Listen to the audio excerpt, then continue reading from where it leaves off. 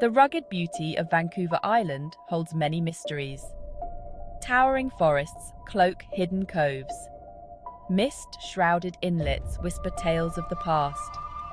But none are as strange as the story of Brother XII. His real name was Edward Arthur Wilson, a man who went from obscurity to infamy. He arrived on these shores a charismatic spiritual seeker. He left a trail of scandal and unanswered questions. This is the saga of a fallen utopia and the enigmatic figure at its heart. Brother XII's legacy is entwined with this island. It became a sanctuary for his followers, a place where they believed a new world order would emerge.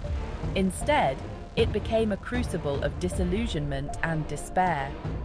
What began as a spiritual quest transformed into a tale of power, greed, and ultimately disappearance.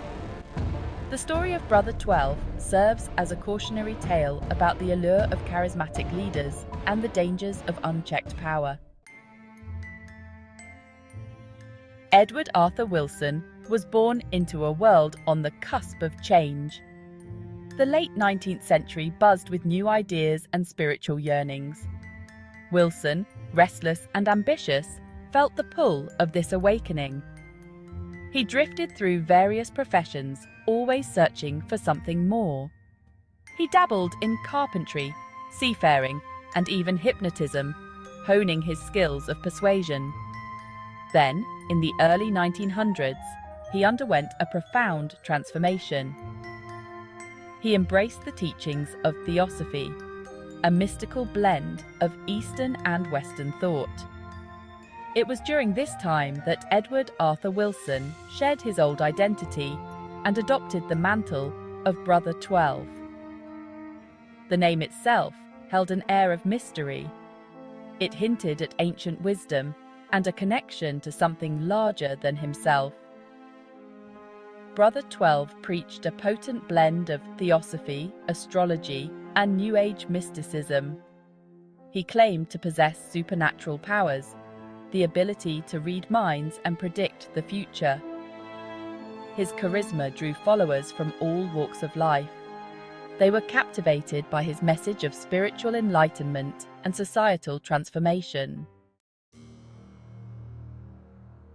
The early 20th century was a fertile ground for new religious movements. The horrors of World War I had shaken faith in traditional institutions. People sought solace and meaning in alternative belief systems. Brother XII's teachings, with their promise of spiritual evolution and a utopian future, resonated deeply with this yearning. He attracted a diverse following to his cause. The movement gained momentum, fueled by Brother XII's charisma and the growing dissatisfaction with the status quo. He spoke of a coming cataclysm, a great upheaval that would cleanse the world of its corruption. Only those who embraced his teachings, he claimed, would survive and usher in a new era of peace and harmony. This message, a potent blend of hope and fear, resonated with his followers.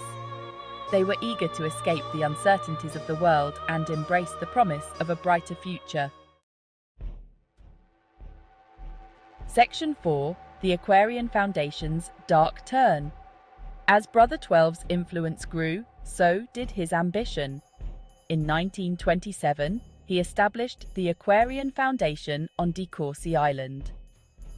This remote island, nestled off the coast of Vancouver Island, became the epicenter of his movement.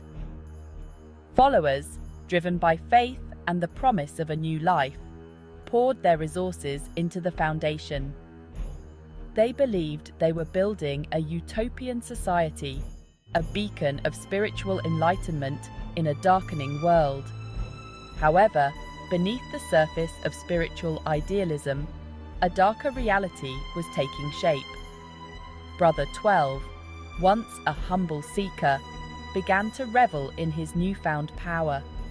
He surrounded himself with loyal followers, demanding absolute obedience and unquestioning devotion. The teachings took on a more authoritarian tone, emphasizing his absolute authority and the need for unquestioning loyalty.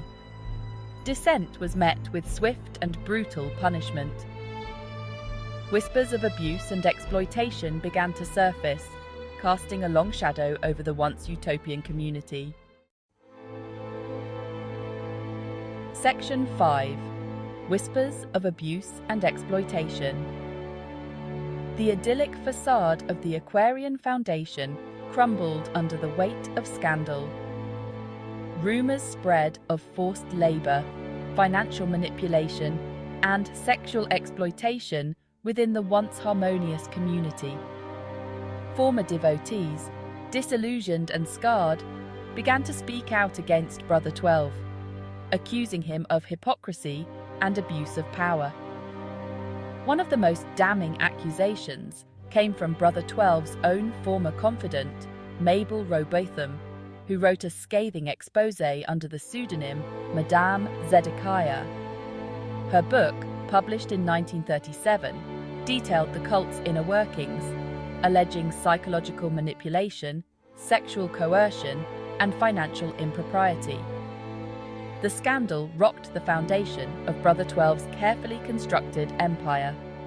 Public opinion turned against him, and the authorities began to investigate the accusations.